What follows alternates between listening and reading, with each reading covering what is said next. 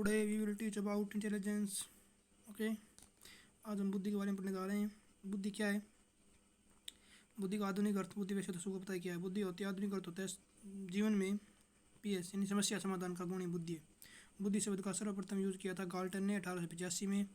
बुद्धि पर सर्वप्रथम बुक आई थी मेंटल टेस्ट एंड मेजरमेंट, ये थी कैटल की। ठीक है, आगे पढ़ लें। बुद्धि की मुख्य 3 श्रेणियाँ, यहाँ से बहुत इंपॉर्टेंट प्रश्न आता है, ध्यान से समझना है। यानी बुद्धि किसकी क्षमता है? एक कहते हैं समायोजन की क्षमता है, एक कहते हैं सीखने की क्षमता है, एक कहते हैं मूल चिंतन की। इसको ऐसे लिख देते हैं, ए से एडजस्टमेंट, एल से लर्निंग, टी से थिंकिंग। यानी एल्ट ऐसे याद रखना है, एल्ट की नहीं होती क्या, एल्ट। फिर इसमें क्या याद रखना है? सबका बैम था व्हाट्सएप फ्री में चलती है, फ्री में तीनों है। सबका बैम था व्हाट्सएप फ्री में चलती है। देखो, से सटर्न, बै से बर्ट, का से काल्विन। बैम था बकिंगम मैकडुगल थॉर्नडाइक। व्हाट्सएप बिने टर्मन स्पेयरमैन, और फ्री में चलती है, फ्री में तीनों में है। ठीक है, ये तो हो गई इनकी श्रेणियाँ बुद्धि की। अब बुद्धि की परिभाषाएं। बिने ने 4 तत्व दिए। क्या क्या तत्व दिए हैं? 4 तत्व: आविष्कार, आलोचना, ज्ञान, निर्देश। यानी अज्ञानी अज्ञानी। टर्मन क्या कहते हैं? वंशानुक्रम से प्रभावित मानते हैं। थॉर्नडाइक बुद्धि की गुणवत्ता स्नायु तंत्र पर निर्भर करती है। ठीक है। रेक्सोनाइट क्या कहते हैं? सभी मानसिक योग्यताओं में सामान्य रूप से विद्यमान तत्व ही बुद्धि है। ठीक है, ये इनकी परिभाषा है। अब देखो बुद्धि का विकास कैसे होता है। ये देखो, बुद्धि का विकास होता है और वर्टिकल यानी ऐसे तीव्र गति होती है 15 से 18 वर्ष तक, यानी किशोरावस्था तक अधिकतम या तीव्र गति में होता है। उसके बाद पूरी उम्र तक चलता रहता है मर्त्य ओरिजेंटल यानी धीमा धीमा। ठीक है, ये इतना याद रखना है बस। बुद्धि को प्रभावित करने वाले कारक इफेक्टिव पार्ट क्या है? लिंग बुद्धि को प्रभावित नहीं करता है, बहुत बार पूछा गया। लिंग प्रभावित नहीं करता है। और प्रभावित क्या करते हैं? अनुवांशिकी, अधिगम या शिक्षा, समय वातावरण की क्रियाएं। ठीक है, ये मुख्य होती है, समय वातावरण की क्रिया ये मुख्य होती है। और ये देखो बुद्धि सिद्धांत के उपागम और का प्रकार बांटे गए हैं कुछ, ये देखो पढ़ लो। उपागम 2 आधार बांटा गया, मनोगतिक और सूचना प्रकार। मनोगतिक मत है स्पीरमैन, जेनसन, जेपी गिलफर्ड वाला सिद्धांत, थार्नडाइक, थर्स्टन। ठीक है। सूचना प्रकार में आता है पास जेपी दास का ट्राईआर्की स्टर्नबर्ग याद रखना। ट्राईआर्की आर्की आर्की माने वर्ग आएगा। ठीक है।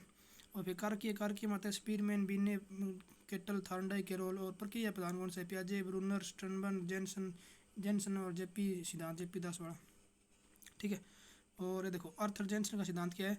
पदानुक्रमिक सिद्धांत दिए थे इन्होंने आर्थर जेनसन ने, कोई ज़्यादा खास इंपॉर्टेंट नहीं है, बस इतना याद रखना है। 2 सिद्धांत है, 2 सत्र है, पहले भी इनपुट आउटपुट, दूसरे पे जीके की एबिलिटी। ठीक है। त्रिस्तरीय स्टेरनेम आ गया ना, स्टेरनेम से याद रखना। ट्राई तो दोनों में आएगा, 3 तो दोनों में है। स्टेरनेम एम से देखो, एम से दिख रहा है ना ले में, तो केरोम। ठीक है, केरोल सामान्य विस्तृत संकीर्ण 3 प्रकार बांटती है। ठीक है।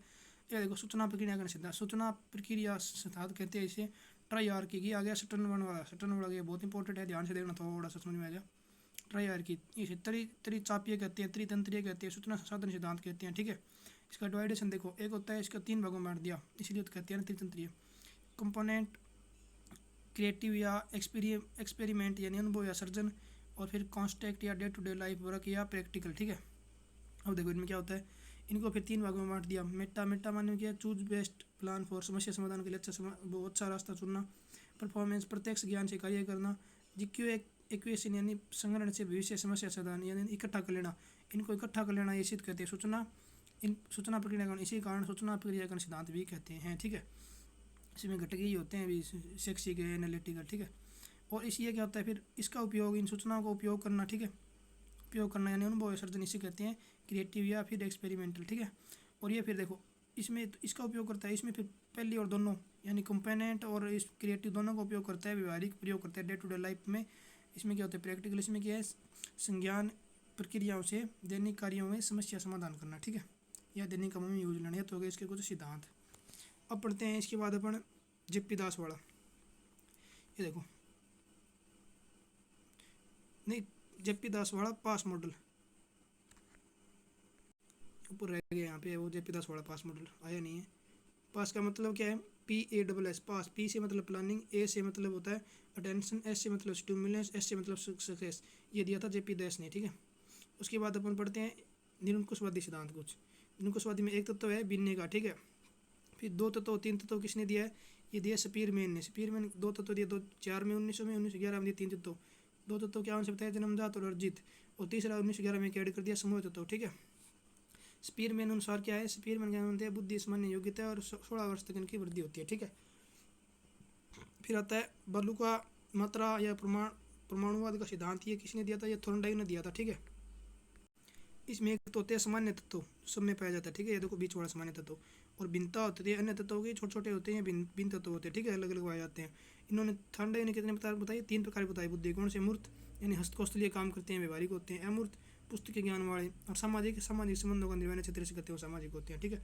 अब आती है कि PMA, किसका? ये PMA प्राइमरी मानसिक एबिलिटी यानी प्राथमिक मानसिक योग्यता। ये थ्रस्ट ने दिया था 7 ग्रुप में, 7 कारक भी कहते हैं इसको। देखो क्या इसने 7 कारक बताए, कैसे याद रखेंगे? वेबसन वेबसन RPM, वेबसन RPM, वेबसन यानी वर्बल, वर्ड फ्लुएंसी, स्पाइटल और न्यूमेरिकल और रीजनिंग और परसेप्चुअल और memory. Verbal, word fluency, spatial, numerical, reasoning, perceptual और मेमोरी, ठीक है। अब आते हैं बहुबुद्धि सिद्धांत, ये गार्डनर ने दिया था, ठीक है। ये देखो गार्डनर ने दिया था बहुबुद्धि सिद्धांत। देखो बहुबुद्धि सिद्धांत गार्डनर ने दिया, इसके 7 प्रकार हैं और 2 बात को जोड़ने के कारण से 9 प्रकार भी कहता है, ठीक है। अपन पढ़ते हैं, ठीक है, 7 मूल हैं इनके। ये देखो क्या कहते हैं गार्डनर, क्या कहते हैं कि प्रत्येक व्यक्ति में विलक्षण योग्यता होती है और हर प्रकार जो होते हैं बहुबुद्धि प्रकार, हर प्रकार स्वतंत्र रूप से अलग काम करता है, ठीक है। देखो कितने प्रकार होते हैं? Linguistic LL, linguistic logical, linguistic होता है भाषाई वाक्यों शब्दों में पहचान, लॉजिकल गणित एवं तर्क में, ठीक है। स्पाइटुअल ये होती है अंतरिक्षीय माने स्थानिक, स्थानीय चित्रकार, मूर्तिकार, कल्पना होती है। इसमें 2 प्रकार बढ़ते हैं, स्थानीय में चित्रकार, मूर्तिकार, कल्पना में पायलट कवि, ठीक है।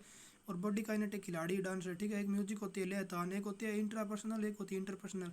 इंटरपर्सनल मतलब अंतम यानी आत्म बुद्धि, और इंटरपर्सनल यानी दूसरों की भी कुछ ज्ञान जानकारी रखते होते हैं इंटरपर्सनल, ठीक है। और 2 इन्होंने बाद में जोड़ी थी, वो कौन सी थी? एक तो थी नेचुरल यानी प्रकृति से प्रेम, जैसे किसान हो गया, फौजी हो गया, कोई भी मतलब हो सकता है। और फिलोसफर यानी वो दर्शन शास्त्री नोमी, जिसमें दर्शन शास्त्री साधु संत जिंदगी मौत जैसे कुछ तत्वों की जो जानकारी रखते हैं ना वो, ठीक है। ये तो हो गया इसका। अब अपन पढ़ते हैं JP गिलफर्ड का सिद्धांत। ये 3D सिद्धांत भी कहते हैं इसको, क्योंकि इन्होंने 3 प्रकार बताए थे। इसे कोप भी कहते हैं, यानी कोप का सिद्धांत मतलब COP ऐसे चलती है। पहले होती है इसमें कॉन्टैक्ट कोई, ठीक है। कॉन्टैक्ट में क्या क्या चीज़ देखो, ये देखो ये क्या था, इसे अलग अलग मानते हैं। 120 में इसमें थी 67, ठीक है। इसे 4 5 6 और 167 में थे 120 तत्व थे इसमें, और स्वतंत्र में 150 हो गए, 80 में हो गए थे 180, ठीक है। ये चेंज करते रहते उन्होंने, परिवर्तन करते रहते थे। अब देखो एक पहले क्या है, ये पढ़ते हैं कॉन्टैक्ट यानी घटक या विषय वस्तु, ठीक है। विषय वस्तु पहले क्या थी? 4 ही थी मूलतः। क्या थी? आकृति यानी शेप, सिंबॉलिक शाब्दिक, सेमेटिक और व्यवहारिक बिहेवियर, ठीक है। फिर इन्होंने ये चेंज कर दिए, ये 5 कर देंगे, तो जैसे 1 का 2 कर दिया डी और विजुअल, ठीक है। ये 5 कर दिए स्वतंत्र में। और फिर ऑपरेशन, और देखो कंटेंट पे कोई नहीं होती है क्रिया, ठीक है। क्रिया कैसी होती है? देखो एक होती है कॉग्निशन संज्ञान, फिर होती है स्मृति मेमोरी, फिर होती है थिंक यानी कन्वर्जेंट, ठीक है, डाइवर्जेंट, ठीक है, अपसारी और अभिसारी चिंतन, ठीक है। फिर होता है एवोल्यूशन। फिर देखो इन्होंने 80 में क्या इसमें परिवर्तन कर दिया, इसके 2 कर दिए, किसके? मेमोरी के। मेमोरी एक तो रिटेंशन, एक होती है रिकॉर्डिंग, ठीक है। 2 प्रकार फिर कर दिए, तो अभी होगी 180। इन्होंने कोई इसमें परिवर्तन नहीं किया प्रोडक्ट में, तो बात अच्छा ही रखी है, देखो ठीक ठीक। देखो पहले तो क्लास यानी वर्ग, फिर यूनिट इकाई, फिर संबंध रिलेशन, फिर पद्धति सिस्टम, फिर अंतरण या ट्रांसफर, फिर क्या है उपयोग या निहितार्थ या इम्प्लीकेशन, इनमें कोई परिवर्तन नहीं किया। ये थोड़ा सा पढ़ लेना आप, ठीक है। और अब अपन पढ़ते हैं बुद्धि का मापन। बहुत मतलब सबसे इम्पोर्टेंट ही मोड है बस,